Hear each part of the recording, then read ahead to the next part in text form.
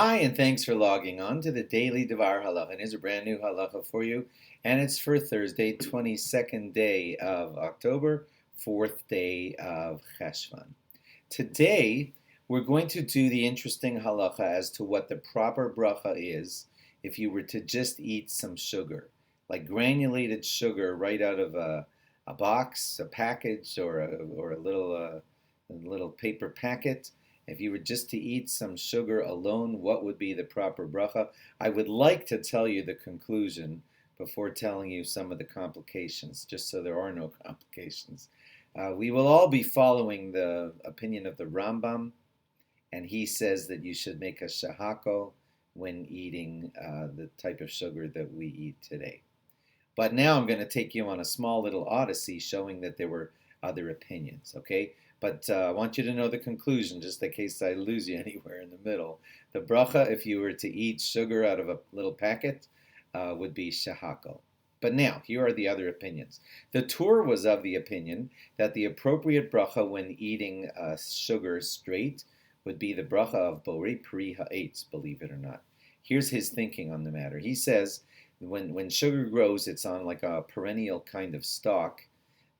The juices that come out of the stalk are kind of like the fruit of the stalk. And usually when juice would come out like that from a fruit situation, we would consider making the bracha shahako. But when you grow sugar, the main idea, the main thing that you want to get out of this perennial stalk, which is acting a little bit like a tree, is you want to get out this sugar. This is the fruit of the stalk. And therefore, the Tur held that the appropriate bracha on this type of sugar would be borei pri ha'etz. That's not what we're going to conclude, okay? Now, the opinion of the Bal Halachas Gedolos, and that's explained by the Biur Halacha, he, believe it or not, said that the bracha on these little things of sugar would be borei pri ha'adama. He said it's not a fruit, it's acting like a vegetable, it's coming up out of the ground, and there is no fruit there. And therefore he said the bracha was borei pri ha'adama. But now I'm going to end by telling you the prevalent view, the one that we all follow, and that's the view of the Rambam. The Rambam says, look, there's no fruit here. There's no thing coming off the sugar growth that is acting like a fruit. So on that regard, borei pri ha'etz does not seem to be the right bracha. And anyway, he said, and it's not a vegetable either, because no thing is growing off of it.